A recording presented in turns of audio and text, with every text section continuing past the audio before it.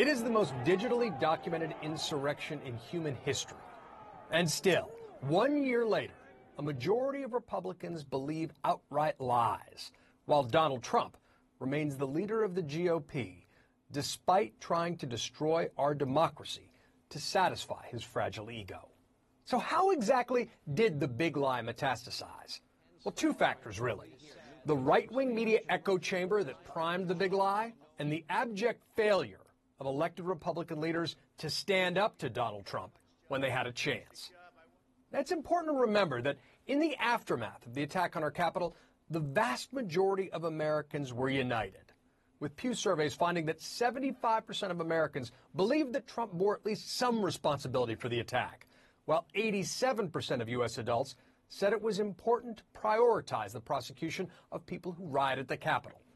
But get this, between March and September of 2021, Americans became less likely to say it was important to find and prosecute the Capitol rioters, with all of the decline occurring among Republicans. We know from a recent Washington Post University of Maryland poll that Fox News Republican viewers are far more likely to believe that Trump bears no responsibility for the January 6th attack, that the people who attacked the Capitol were mostly peaceful, that the legal punishment for the attackers have been too harsh, and that there is, quote, solid evidence of fraud in the 2020 election. But there was still a glimmer of hope when, in the aftermath of the attack, congressional Republican leaders denounced Trump for inciting the riot. The president bears responsibility for Wednesday's attack on Congress by mob rioters. He should have immediately denounced the mob when he saw what was unfolding.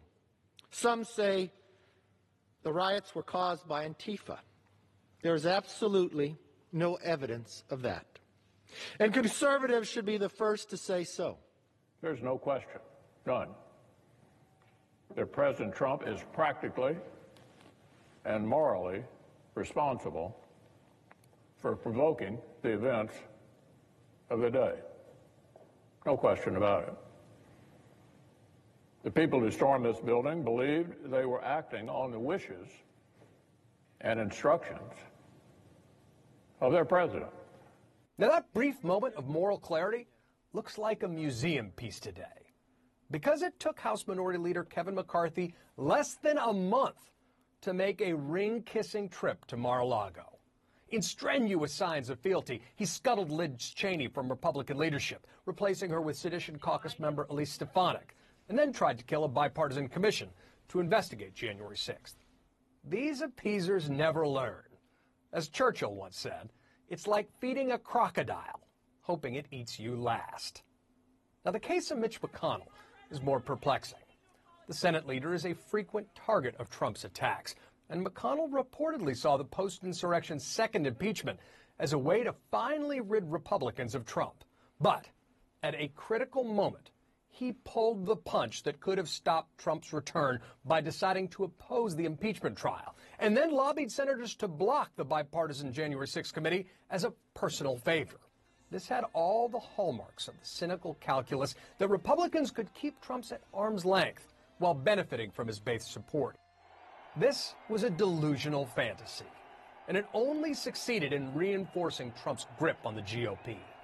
Because when it counted most, Republicans just couldn't quit the twice-impeached, two-time popular vote loser. Fear and greed and partisan careerism caused them to knuckle under to threats from a disgraced and deplatformed would-be despot. This embrace of unreality, the descent of the party of Lincoln into an authoritarian, curious cult of personality, makes a mockery of any claims to represent anything resembling constitutional conservatism. It can also provoke some real concerns about the strength and stability of our democracy and our ability to reason together. But remember that big lie-believing Trumpublicans are a decided minority of the American electorate. The vast majority of Americans see the truth about Trump's coup attempt on January 6th and the clear moral cost of trying to appease bullies, thugs, and zealots will only become clearer with time. They will be seen as villains or dupes in American history. But as we await history's judgment, a broad coalition of Americans who put patriotism over partisanship must recognize that right now even a year after January 6th, we've got a democracy to defend. And that's your reality check.